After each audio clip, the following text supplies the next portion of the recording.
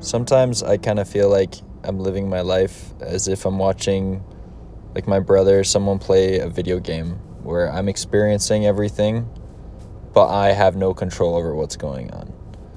And it kind of bugs me because a lot of the times I kind of feel like the person that is playing the game, if I am the one experiencing everything, kind of sucks at playing the game. They're not very good at making sure I'm content, that I'm happy, and they're not really good at making those decisions. And it's made me reflect a lot about the way I live my life. And recently, and for a long time, I think it's been kind of like I'm living on autopilot, that even though I am going through all these experiences, and even though I am growing in certain aspects, a lot of the times it kind of feels like time is flying by without me really knowing what's going on.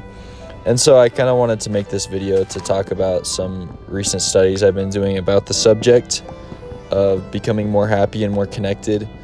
And this is mostly for me as like a sort of journal entry, I guess. But also, I guess if it does end up helping anyone else, it's kind of a bonus. So what I'm going to be talking about today is my studies of a book called The Conquest of Happiness, which is a book written in the 30s by a guy named Bertrand Russell. I think that's how you say his name. But anyway, he talks a lot about the philosophy of happiness and how we go about achieving that. And to me, it was an interesting read, and it's made me kind of reflect on it. So I'm going to kind of go over some of the points that he mentions, as well as talk about my personal beliefs on each subject and kind of how I can maximize the good stuff and minimize the bad stuff. So yeah, that's kind of what I'm going to be trying to do. Okay, so first of all, I'm going to talk about unhappiness, what makes it, and kind of the ways that we can minimize these certain aspects. The first quote that I really like that he makes comes right in the beginning. It says, "A man may feel so completely thwarted that he seeks no form of satisfaction, but only distraction and oblivion." And he relates this a little bit to temporary suicide. And he relates that part more to the form of alcohol abuse and stuff like that, which isn't something I struggle with, but obviously a lot of people do. And I kind of think it's a little more broad than what he's talking about. I really like this quote because I feel like a lot of people, they kind of fall into this pattern where they let a failure, they let some unachieved goal, not define who they are, but kind of set a precedent for their entire life, or for a period at the very least. And that's kind of what I feel when he's talking about this temporary suicide, in a way, where you're not really living your life. It's kind of what I was explaining earlier, where you're kind of on autopilot, where someone else, or not someone else, because you're the one obviously making the decisions and stuff, but I think you're not fully living your life. You're kind of experiencing things and letting your emotions take control over it. It's interesting if you learn a lot about psychology and the brain. It's interesting that the brain kind of makes connections, and this is talked a little bit by Joshua May in his book called Neuroethics. He talks about how the brain is really, really good at making neurological pathways to make decision making much easier and more obsolete. And he talks about it in the aspect of the free will debate, which I'm not going to talk about. But I think it is interesting because I think that to a certain extent, when people do kind of stop pushing themselves, when people stop trying to be happy and they kind of just turn on this autopilot in a way, then it kind of the result is that those neurological pathways, they control your entire life. Like you really stop living your life. You start letting your brain just function, and you're really just a functionally non-existent person, if that makes any sense. And I think the best way to describe this, if you don't know what I'm talking about, is through the perspective of, if you've ever been driving home, like a long drive or a drive you make super often, like driving home from work or school. Sometimes like you get home and you realize that you've completely forgotten the entire car ride, And the reason that happens is because you kind of let your brain take over, and you're not mentally there. And so I think that's something really important to recognize, that it exists, so that you can, when you do realize you are in it, you can snap out of it as fast as possible, so that you're, I don't know, able to maintain that consciousness that can so easily be lost, and you kind of lose the functionality of your life. So he goes on to talk a little bit about Byronic unhappiness, which is when people kind of romanticize the feeling of being unhappy. They're sort of prideful about being unhappy. This is obviously a cause of unhappiness because they're proud of being unhappy. It's super dumb because it's a continuous cycle that won't be broken, because it's like very tied in with pride. I think Byronic unhappy people, I really do think that they are just prideful people. I had an experience where I was arguing with someone one time, and we argued a lot. I mean, we were roommates, and we argued, and he, I don't know, after a while, he actually came back to me and apologized, and he said, "Hey, I knew you were right after a couple minutes, but I didn't want to be wrong, and so I kept fighting." And this is kind of what I see when I think of Byronic unhappiness, where it's like someone that is unhappy or knows they're wrong is kind of proud of that fact. And when I mentioned that to him, I said, "That's kind of crazy." He said, "What? It's not," like he didn't understand. And so I think that this is kind of a form of Byronic unhappiness. And if you do see yourself as being a Byronically unhappy person, or being proud of being unhappy, it's definitely something you need to work on.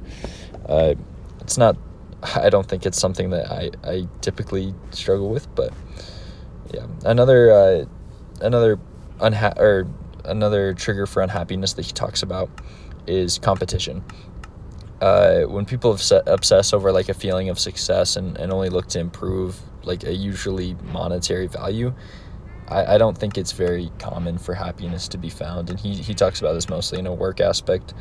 I think money is important in the grand scheme of things, but when you'll not bring, you won't be able to bring happiness into your life just because of money, if that makes any sense. I think it's a key ingredient, sure, because I think it's very difficult for people without money to be happy, and that's a completely different argument. But the reality of the sense of competition is that if you're constantly chasing money, you are constantly chasing a typically unattainable goal. And that's kind of the whole idea of competition, is that you're continually pushing yourself to different spots, and you're basing your happiness on those accomplishments. And I think that this is something that everyone deals with to a degree, where they have these goals they set for themselves, and rather than just going and achieving those goals and then setting a new goal, it's an ever evolving goal, right, that never actually gets accomplished. And so there's never that sense of success. And I think that can be very dangerous. Like, you probably see it most often with people when they go to the gym. The people that are, they do bodybuilding and stuff like that, they always have this goal of this type of person they want to be, and it always seems that they are pushing that goal to beyond where they actually they never actually achieve it, because it's always, as far as they push themselves, they push their goal that much farther away from them. And obviously you look at a lot of people that go to the gym and you think, wow, I wish I could be at that point. But they don't see it like that. They don't see the progress they've made. Rather, they only see the 3 steps ahead that they want to make. But once they make those 3 steps, that goal is still 3 steps away. And so it results in a lot of unhappiness that's very unnecessary. So I think limiting that is really a key in our life, and recognizing our own accomplishments is huge. Another aspect he talks about for the sense of unhappiness is boredom and excitement. And I think boredom is something really, really interesting that is it's typically, or not typically, but especially a problem nowadays. I mean, I think our entire world is currently set up in a way where we try to avoid boredom. I mean, even today, I was walking on campus, and as soon as I got out of class, the first thing I did was put in an AirPod and start listening to music, or start listening to a podcast or something like that. But the point I'm making is that we, in the 21st century, or in the year 2024, we can't go like a single second without being entertained. Boredom is like the biggest issue for a lot of people, and it's not so much that it's a problem, it's more that people see it as a problem. I think you tend to think of people back in the 1900s as a lot more happy, and the type of people they are a lot more happy. I think sadness and depression are much more of a problem than they are now, and part of that is because they learned how to cope with being bored, right? And they didn't do it by just they didn't do it just by continually pumping their brain full of just essentially crap. They're not just constantly trying to be entertained. Instead, they're going about, they learned how to, I can't even explain what learning to cope with boredom is, because obviously I'm part of this new generation that isn't very good at it. And because the reality is excitement it's a stimuli, and we kind of have conditioned our brains to always be excited or always be stimulated. And I think that there's a real merit to stepping away from that and learning how to appreciate small things and live in the moment and in boredom. Recognize that it's okay to be bored, and that way when you are in those moments, it's not a depressing thing. It's not something you're constantly trying to get out of. Because the reality of life is that we probably spend we should spend about 90% of it doing something boring, right? Like, you're going to spend a lot of your life at a 9-to-5 job. You're going to spend a lot of your life doing something you're probably not insanely passionate about. And so being able to cope with that is going to be huge, because even if you're spending 8 hours a day, that's a third of your life. I mean, if you spend a third of your life just completely miserable because you're bored, you're never gonna be able to find a lasting happiness because of it. And so learning how to deal with that is very important, I think. Another concept he talks about is fatigue. Fatigue is probably separated best into two separate categories: physical fatigue and psychological. And physical fatigue obviously is the lack of rest or an overwork of some sort. And this can be found by people that they don't get enough sleep. They're constantly pushing themselves way too hard. Even if you do live like your ideal life, say you start your own business, it's doing really well, but you are constantly pushing yourself so hard to the point where you're getting 3 or 4 hours of sleep per night. Even if you are living in your ideal life, but you are constantly tired and unrested, it doesn't matter how good of a life you're having. There is no way to really be happy, because your body literally is just not working the way it's meant to, which is going to cause a lot of unhappiness. And so I think obviously this one's very easy to cure. It's you go to sleep.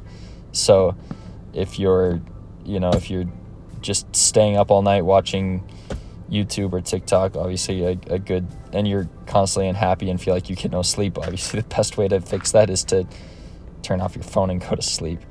The other type of fatigue is psychological fatigue, and it's a bit more insidious. It stems from worry and anxiety, stuff like that. And it's often tied to mental tension, emotional strain, stuff like that. I feel like a lot of people spend so much time worrying over making a decision, and that's probably the biggest part of this psychological fatigue is a lot of the time it's overthinking, where you're thinking about a decision that you have to make in the future, and rather than making the decision and moving on, you're constantly thinking about, what would happen if I did this, or if I did this, and you're trying to predict the future. And the reality is unless that decision can be made in the moment, you probably shouldn't be thinking about it, because it causes a lot of psychological fatigue, and it's kind of like it's very similar to physical fatigue, where it's really just not very easy to be happy in a state where you're mentally fatigued. And it also, when you do overthink decisions like that, once you actually do get to the point of decision, I think it makes it kind of harder to make that decision, because you've spent so, like, obviously if you're tired, your judgment isn't at its best, and it makes it a lot harder to make those decisions. And obviously we know that the mind probably works best when it's immediate reactions, just because of evolution and stuff like that. But I don't know. I mean, obviously I'm not a psychologist, and so I can't tell you exactly why, but I think that the most important thing is just not getting caught up, not overthinking the little decisions that at the end of the day, you're not really going to be thinking about them. Like, you know, if the way I like to deal with this, because it is something that I have been able to overcome a little bit in my life, is I think if it's a decision I have to make in an hour, let's say, I think, will I be worrying about this at the end of the day? And if the answer is no, then I shouldn't be worrying about it now. If it's a decision I have to make at the end of the day, I think, well, will I be worrying about this in a week? If the answer is no, then obviously I'm not going to worry about it. And right now, final season is coming up, and it puts a lot of stress on me. And I see with a lot of people around me where they're very stressed for finals. And the way I think about it is, obviously it doesn't mean I'm not going to put in any work or that I'm not going to study, but I think, will I be worried about this in 3 weeks once finals are over? And the reality is I won't be stressed about it, because it'll already be over.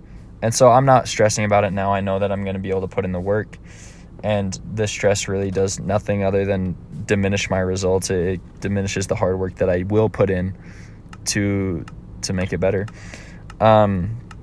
So that's kind of, I mean, most fatigue is completely preventable is the reality of it. So we should prevent it. And it's very easy to prevent it. We go to sleep and we don't worry. Like, it's a lot easier said than done, but just think of it like that, where anxiety and worry are just, it's so tied to overthinking and trying to make decisions on stuff that you can't make decisions on right now.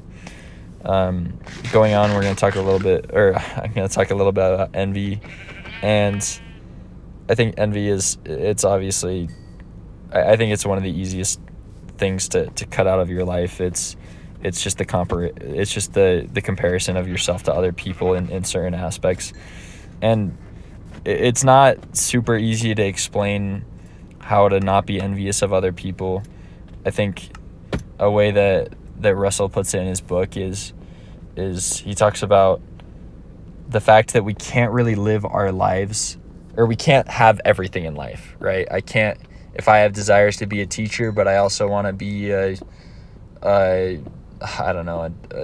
nurse, let's just say, I'm not going to be able to do both. And even if I am, there's going to be something that I won't be able to be. And so it's like, when we are living our lives, I think we need to understand that not everything is attainable, and just be happy for other people that they are able to live a part of our life, or a part of life that we aren't going to be able to. Life is it's a single lane. It's not a single lane road, but we can't be in multiple lanes at once.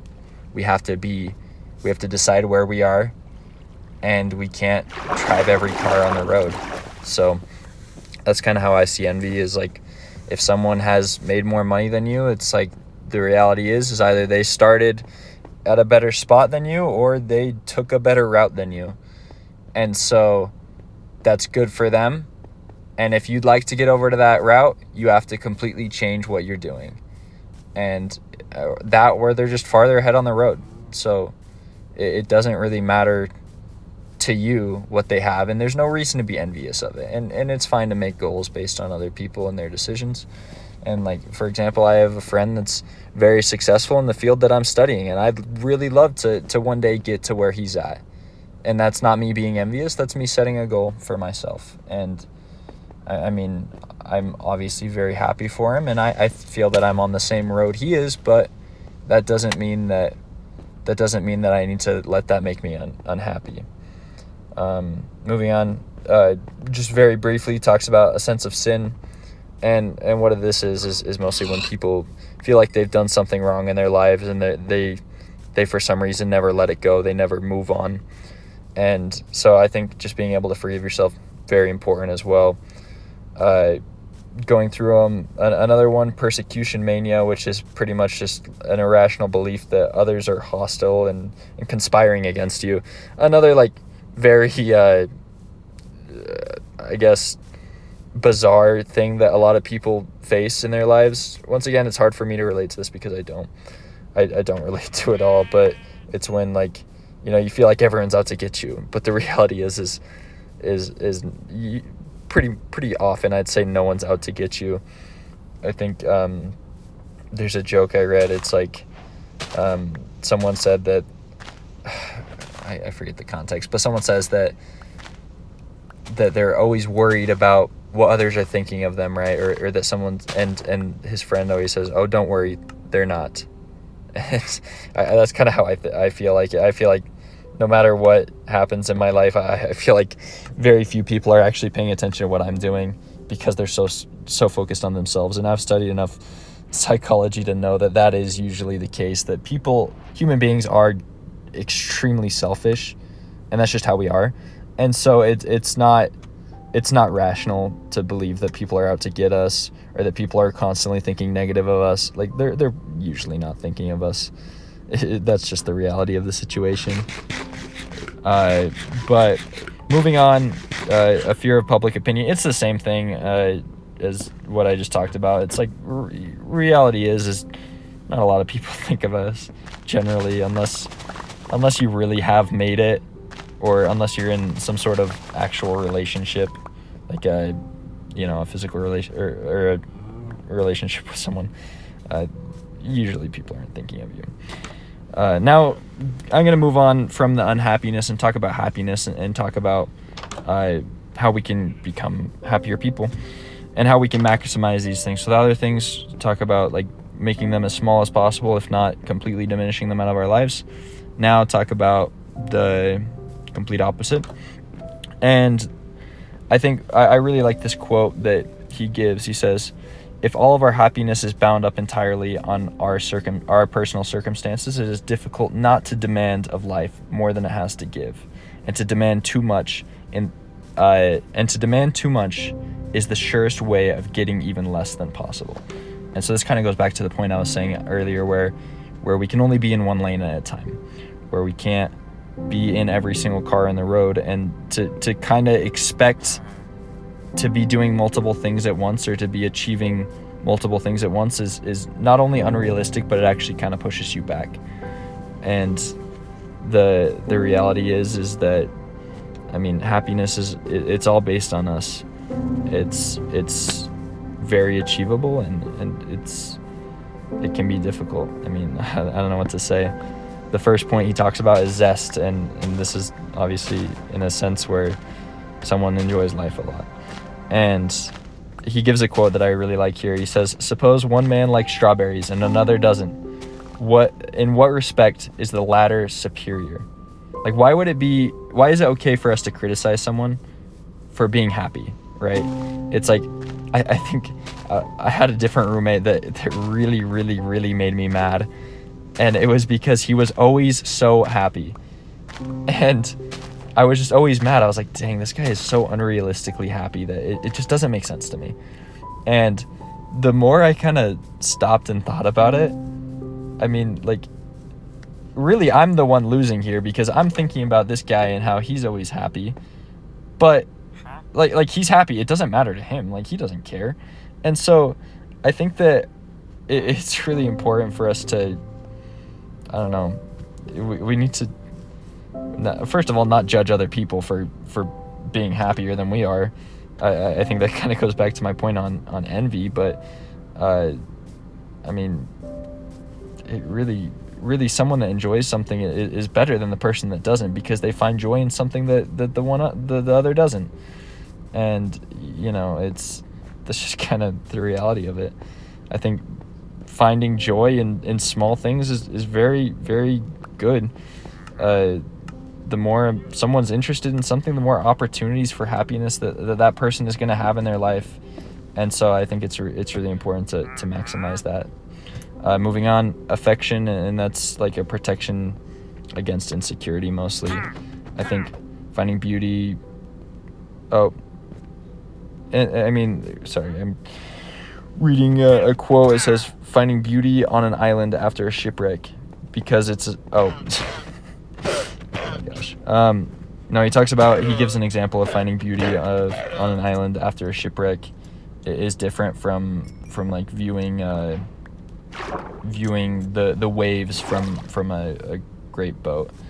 And the point he's making is depending on your situations, he talks about the point that, I think finding joy and finding good things in your life, it's a lot easier when you're in a better situation, and looking outwards towards new happiness. It's better than trying to escape an old happiness, and the old happiness would be that shipwreck. It's like, for example, if I'm in a failed relationship, and if I'm constantly looking back at how amazing that was, then I'm never going to be able to look forward and move on. And that's kind of the whole point. And like relationships, especially affection in a relationship, it's a two-way street. It can't be felt by one unless it is felt by both. And so I mean that's why many people are super wary of showing affection. It's definitely a risk, because when it is put forward and not received, it causes a lot of pain. But a really good quote he puts, I think at the same time, he says, quote, "Caution in love is perhaps the most fatal to true happiness." It's very important to put forth that effort and to really risk the pain, because it is usually worth it. Just moving on from that, talking about the family. I think this part of the chapter it's not super relevant, because it obviously when the book was written, so I'm gonna kind of skip that. Work. I think work is a really, really good thing in our lives.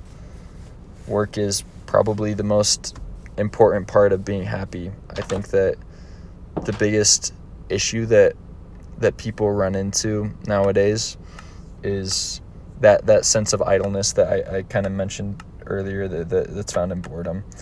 And he has a really good quote about this as well. He says, continuity of purpose is one of the most essential ingredients of happiness in the long run. And that's kind of what work is for a lot of people. It gives them a purpose. And obviously it brings a lot of success, and it kills boredom. It's a great thing. And so, work is really, I think, one of the most important gifts that we have in this life. I think a lot of people really undervalue what work is, and they don't see it as a source of happiness. But in the reality, it is a killer of unhappiness. And so there's got to be some sort of merit to it, even though it does take a lot of time, even though it does kind of seem obligatory. I don't know. It seems, oh my gosh, I want to say that word now. Anyway, I can't. You know what I'm trying to say. It is very important, and it does help us feel less unhappy. And, finding value in your work finding value in your work is also super important, and not comparing yourself to the value of other people. It's a lot like, he gives an example of a scientist. He says scientists are usually a lot happier people in general, because they find a lot of value in their work. And the reality is not a lot of people really understand what they're doing. And so the people outside kind of put a lot of value on their work. And so they end up being a lot more happy, versus an artist who receives all of their value from the accreditation of other people looking from the outside looking in.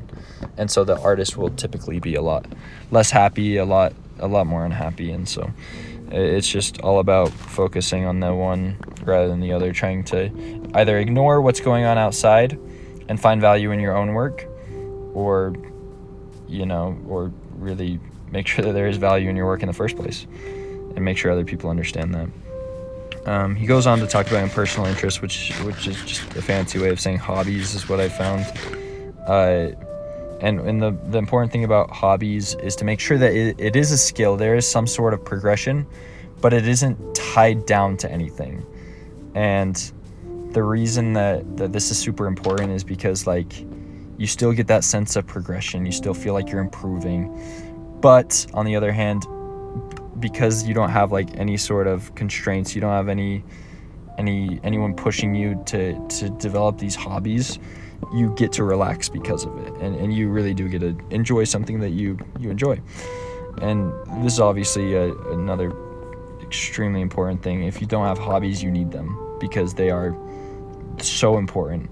And if if you say your job is your hobby, that's not good enough. You need to have a different hobby, because if your hobby is what is providing for you, it is not a hobby. And he makes another great quote that I really love. He says, at such times when in spite of anxiety there's nothing to be done at such times when in spite of anxiety there is nothing to be done at the moment, one man plays chess, another will read detective stories, a third will become absorbed in popular astronomy, and a fourth will console himself by reading about the excavations at Ur de Chaldeses. Any one of these four is acting wisely, whereas the man who does nothing to distract his mind and allows his trouble to acquire a complete empire over him is acting unwisely and making himself less fit to cope with his troubles when the moment for action arises. And that kind of goes back to the point I was making earlier about fatigue, where when you are enveloped with stress and you are going through a lot, it's better to take your mind off of it, so that when that moment does come, you're good. And also, like, these other four people that were playing chess, they were reading random stuff, like they're not stressing, right? They're being happy, and they're exploring something they love. And so I think constantly developing hobbies is very important, and as soon as a hobby is uninteresting to you, you should get rid of it, like find a new one. And that's kind of how I've always lived my life, is just through finding joy and relaxation through impersonal interest, like he mentions. He goes on to talk about effort and resignation, and mostly what this chapter talks about is the fact that a lot of people don't understand exactly when to resign and when to put forth the effort, and there's a lot of very easy situations to talk about this. Like, for example, I'm just going to use dating because it's probably the easiest. When you're in the start of a relationship, it's really easy to put forth a lot of effort, but when you kind of receive that first sign of rejection, you need to kind of know when to resign, because if you don't know when to quit while you're ahead, when to quit when there is nothing to be done, when there is nothing to gain, if you don't know when that point is, and you continue to put effort towards something that isn't attainable, you're obviously going to be unhappy. I mean, you're fighting for nothing. Whereas if you also have to understand the point in which it's time to not resign, and it's time to put forth the effort, because you continue to become a better person. And I think another great quote about this reads as follows. He says, quote, "Every civilized man or woman has, I suppose, some picture of himself or herself, and is annoyed when anything happens that seems to spoil that picture. The best cure is to have not only one picture, but a whole gallery, and to select the one appropriate with the incident in question." I love this one because it tells us that it doesn't matter what we're going through. We need to be able to understand the right response to every single thing, that our reactions are mostly based on that our reaction shouldn't be based on some sort of future version of ourselves that we need. We need to be able to understand in the moment what's going on and recognize the right decision to make and be okay with the outcome that has, right? For example, if I'm in a relationship and she's clearly not interested in me, it's, even though that ideal picture of myself would be that I'm with her one day, the reality is that if I follow that path, it's only going to lead me to unhappiness. And so rather than only focusing on the one picture, it's okay to look in our gallery of other happy instances of us in the future and choose a different one that doesn't include her. And that's very important to know and recognize as well. And you know, at the end of the day, I think happiness comes when a focus is taken off of one's own life and beauty is seen and experienced as one feels. And, you know, living based on others on account of envy, comparison, and stuff like that is really just the easiest way to find yourself unhappy, because your happiness isn't dependent on yourself. It becomes dependent on them. And when you base your happiness on other people, it's very easy for them to let you down, because they're not looking after you. They're looking after themselves. And at the end of the day, happiness isn't something that's going to be achieved overnight. It's something that you build your life around. It's built based on the small things we do every day. I think if you focus, I guess a good way, one of my favorite stories is of, I think it's Benjamin Franklin, and he is told very early in his life that he's obnoxious, that he is a brilliant person. He's an amazing person, but he is by no means an easy person to get along with. And rather than kind of sinking back and just letting that take over his life and just being an unhappy, unpleasant person to be around, he goes about his life in a way that I think is super interesting. He writes down 13 qualities or so, I can't remember exactly, but of things that he thinks are the most important in life.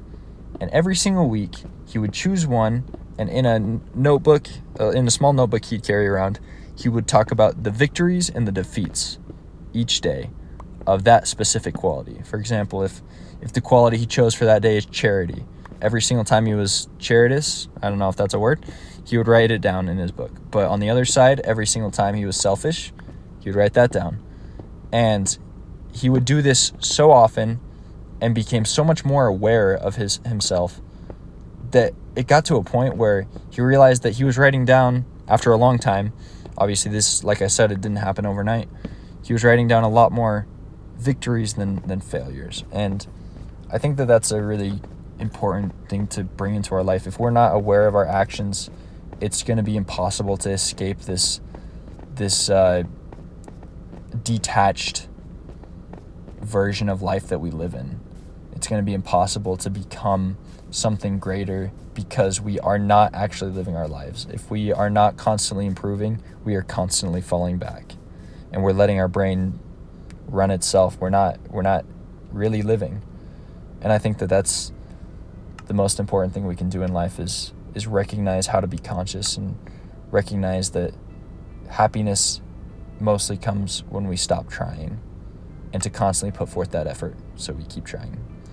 If you did find anything in this, I'm happy, but like I said, this is mostly for myself, and so I can try to become a happier person, and I hope you did too. Thanks.